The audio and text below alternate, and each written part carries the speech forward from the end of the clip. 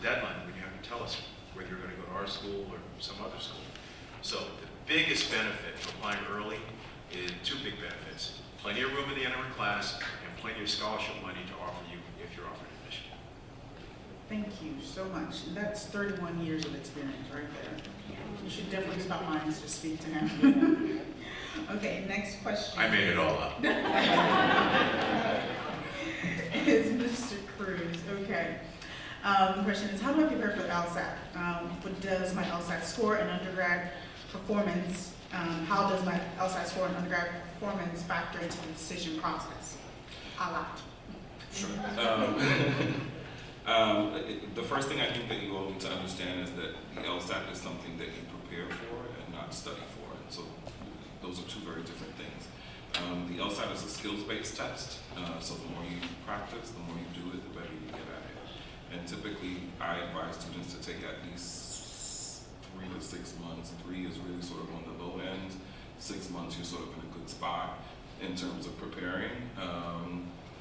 One man's opinion, I think the best way to prepare is to take a practice course, a skills course. We cannot all do that. I did not do that when I was applying to law school, but I was very disciplined and very regimented about how I went about studying for the side. For those of you who may not be able to take one of those courses, I would suggest that you find all of the organizations in your area that provide LSAT prep and take their trial course. What this will do for you is A, give you lots of information, B, give you lots of materials to study for the LSAT, and C, sort of figure out where you are in terms of the LSAT and where you need to focus your attention. But what it also does for you is that it gives you an opportunity, if you decide that you're going to take a course, to figure out which one of these companies has the best approach for you, because we all process information differently and we all learn differently. There are lots of similarities to the courses, but there are also some nuances that may work better for some than others. In terms of your GPA and your LSAT, absolutely, it's the first thing that we see, right?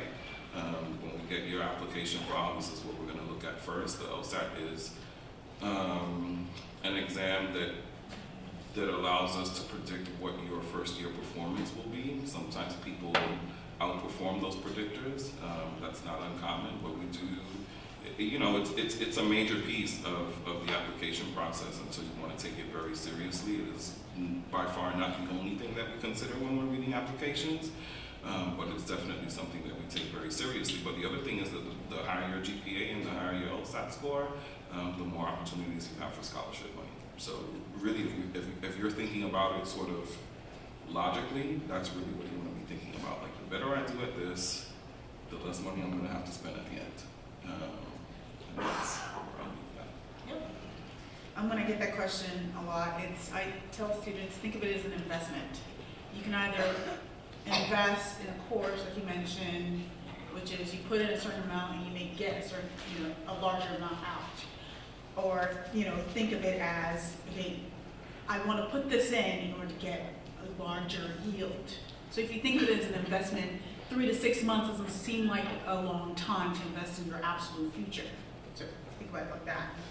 Okay, next question.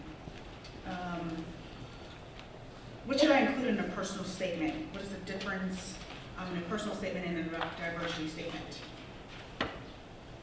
Okay, so this is a hard question to answer quickly, especially because I don't know everybody in the room, because the right answer for what to put in your personal statement really depends on you.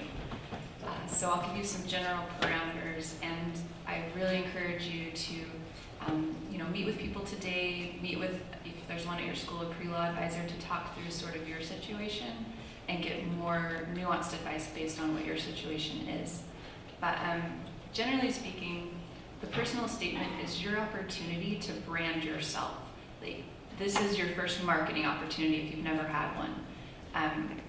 We talked a little bit about things like, you're going to be getting letters of recommendation, which you're about to learn more about. You're going to have your resume, you're going to have your transcripts, and you're going to have an LSAT score. And those things are all in your application packet. What is not in that packet? What do you want us to know about yourself that's not already there? And that's what should go into your personal statement. you know, I do have your resume. I don't need you to rewrite it in paragraph form and tell me about every experience that you've had. I'd rather learn more about one experience that's really been transformative for you, that's really impacted who you are. I was thinking as I was sitting up here about some of my first year students, so the most recent group of students that have admitted to the law school. And when we talk about those students on the admissions committee, we don't really know you yet, so it's hard for us to always remember names. So we tend to say things more like, oh, this is the student who is the teacher in Appalachia, or this is the student who helped raise her siblings, or this is the student who comes from an immigrant family and he's the first in his family to go to college. So those are sort of ways that students have branded themselves through these stories they've told us in their personal statements. And it helps us remember them, so it helps you stand out, but it also helps give us some nuance, because as we're building a class, we are really interested in the diversity of the background and experience of our class. As has already been said, everybody's gonna have numbers. You're gonna have an LSAT, you're gonna have a GPA, but when we are making our decisions, we want more than your numbers to inform our decisions. So this is really your opportunity to help us with that. And you have control over it. You know, you have some control over other aspects of your application, but you have absolute control over your personal statement. And the difference between a personal statement and diversity statement can also depend on, where you're applying. Some schools will specifically ask you for a diversity statement and some schools won't. So if you're applying at some schools that don't ask for diversity statements, you want to work in the diversity aspects into your personal statement.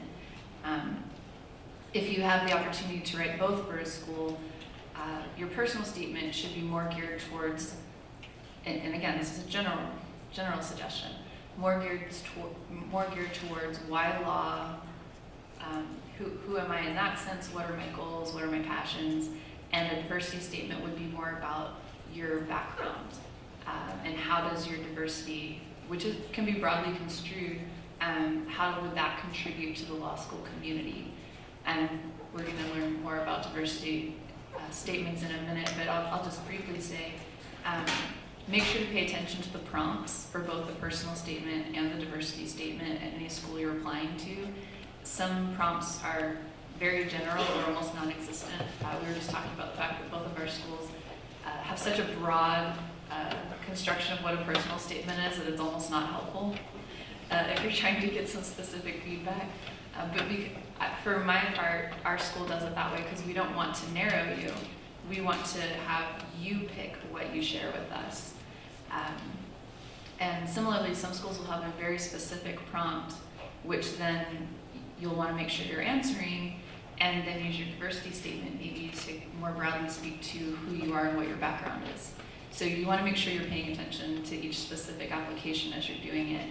Most people get away with only writing 2 to 3 versions of their personal statement, but you have to make sure that it does answer the question you're being asked.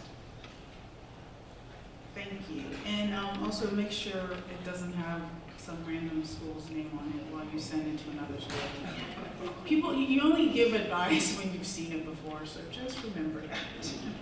Be cognizant of that. Okay, so Neffy, the question is yours. Who should write letters of recommendations for students, and what can I do to improve my chances of having a stronger recommendation? Sure. So I'll start by talking a little bit about why your letters of recommendation matter, and then I'll talk about who to ask and sort of how to ask well. So the reason we ask for letters of recommendation is because we want to contextualize your academic performance and your professional performance. So through your resume, we have your words and your description of the work that you've done. Through your GPA and through your LSAT test, we have a sense, at least in a number, sort of how you perform academically. And so we have these letters of recommendation because your professors and the people you've worked with can then tell us sort of a bit more about your work ethic, sort of the professional personality that you might have, and bring those numbers to life for us and bring all those bullet points from your resume to life. So in terms of who you should ask, I think a lot of people feel that you have to go to someone with a long, fancy title to impress us. The thing is, people with long, fancy titles don't always write long, fancy letters. You really need to go to people who know you well. You don't have to go to the head of your department. You don't have to go to the most famous faculty member at your school. If you've worked with a junior faculty member or a teaching assistant, you've gone to office hours, you've really worked hard with them to bring your grade up, they're going to write a much stronger letter for you because they're going to tell us, regardless of what your grade was in the course, how you tried to set yourself up for success. The same thing applies for professional letters. If you've only met the CEO of the company you interned at once, don't go to them because their letter is going to be this long, and that's going to tell me a lot. And by that, I mean it's going to tell me nothing. Go to folks who have been your direct supervisor, go to folks who have had a lot of contact with you. And again, they help us have more information on sort of the type of energy you're going to bring to the classroom. At the end of the day, you have to earn grades in law school, but you also have to interact with your classmates. You have to interact with future employers. So having someone else's perspective on sort of how you've done that before is very helpful for us. And then in closing, just to be brief so we can get to Q&A, in terms of improving your chances of getting a strong letter, again, think about people that you have strong relationships with. Think about going to them. And when you ask folks for letters, go to folks that you've maintained a relationship with. Some folks will apply to law school a couple years after graduating college. Professors are really accustomed to getting those type of requests. That said, though, if you plan to take a year or two off after college to work, send your professor an email once a year at least and say, hey, I saw this article and I thought of you, or here's an update on what I've been doing, just so that when you go back to them and ask, it doesn't feel like you're just trying to use them to get a letter. It feels like you actually have a working relationship. And I find that what you put into these mentors, what you put into these professional and academic contacts, even if it's just a yearly email after graduating, even if it is just a cup of coffee with your boss before you ask for that letter, that can sort of cushion that relationship and put a little more value into that request that you're making. There's a lot more I could say, but I'll sort of keep it at that. Again, it doesn't matter who they are, it matters what they do. And a little bit of sort of professional sort of relationship building on your end can go a long way in making sure that you have a really strong letter of recommendation. Thank you. Okay, next, Ms. Bennett. How can I stand out in the application process? Should I highlight my diversity? Is there ever a time where I should be cautious about highlighting my diversity? Okay. Well, definitely you want to put forth your best efforts while you're in undergrad. Performing well in your classes, maintaining a strong grade point average can definitely help you stand out in our process, especially if you're a person that experienced some type of difficulties with standardized testing. I was on a panel, a few years ago. One of my colleagues said that, the LSAT kind of tells us that you can do the work, but your GPA tells us that you will do the work. And those are things that we look for, especially if you're a borderline candidate, if you're a person that is right there on the cusp and we are not quite sure at the time, should we either admit you, deny you, or place you on our wait list. That's where, when you lay the foundation, you're laying down the groundwork when you're during your undergrad years. You're doing well. Those are things that can definitely set you apart in our application process. Now, in terms of highlighting your diversity, that's first, just know that your diversity doesn't end with your race or your ethnicity. Your diversity can be your socioeconomic background, status. Perhaps you grew up in a rural area, or maybe you majored in a field that only one or two schools in the country offers that particular major. Those are things that make you unique. We are all very unique individuals, and those are things that you can definitely highlight in your application to make you stand out. Now, in terms of should you be cautious with highlighting your diversity, I would say only if you use your diversity as an excuse. My profession didn't like me because I wore red every day, or something like that. Don't use any excuses in your application, especially when you're looking at addenda. If you didn't perform well in the LSAT or you had a lackluster GPA, use your addenda to further explain situations. Perhaps there were some circumstances that really impacted your time in undergrad that had an impact on your overall grade point average. So don't use excuses in your application. Let your addenda be there to just tell us more about those circumstances that may have had attributed to your performance. Thank you. Okay. Last question. How do I find special scholarships and grants to help diverse students play football? Thank you very much. That was an Elvis imitation. Everyone said, oh, thank you very much. You know who Elvis is. Some of you heard Rodney Dangerfield yesterday. Now Elvis, I don't know. I caught that. Scholarships. Very, very important. First thing you need to do is do well academically, because most of the scholarship money that you're going to find is going to be awarded based on merit. You heard this at the yesterday. The lady from the Access group was talking about it.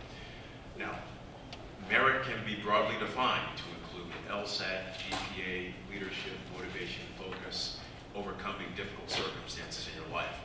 Keep in mind that what we do is we take a look at what you've achieved over time, which in some imperfect way is measured by LSAT and GPA, but also what you've had to go through to achieve it, which is measured by what you tell us in a personal statement and in how we feel that you're going to add to the richness of the discussion in the entering class. So the merit is going to be broadly defined, but that LSAT and that GPA are going to drive that. It's going to be based on that a good bit. So do well academically in terms of your GPA and study and prepare for that LSAT, because it is the kind of test that you can't prepare for. You're not going to that test cold. Don't think you're all that in a bag of chips, you're going to get a 180, because you won't. You need to study and prepare for that sucker. Now, when we look at that, everyone who is offered admission is probably going to be, at all of our schools, is going to be put into the pot of consideration. Even if we're not sure we have the money, we're going to put you in the pot of consideration for a scholarship. So the first step when you're looking for a scholarship is to call the schools that you've been offered admission to, because they will have that budget and that scholarship award money available. You can talk to them about what the criteria is. Some schools may have some additional paperwork you need to fill out to be considered for a scholarship. Some schools have everything they need in the application for admission. You don't have to fill anything else out. We made the decision. We know what and who you are and what you're all about. We're going to make a decision on the scholarship award based on what we have in the application. Call the schools that you're interested in. If it's not clear on the application or in the application process, most schools will make it pretty clear there's some additional paperwork involved. Outside of the schools that you're offered admission to, there is a website that you might want to check out. I've used this one for quite a number of years. There's some other additional areas that I'll mention, but the website that I have is www.fineaid.org. It's a nonprofit website, and it offers scholarships for a lot of different areas: law, medicine, different graduate programs, undergraduate schools, things like that. Again, it's www.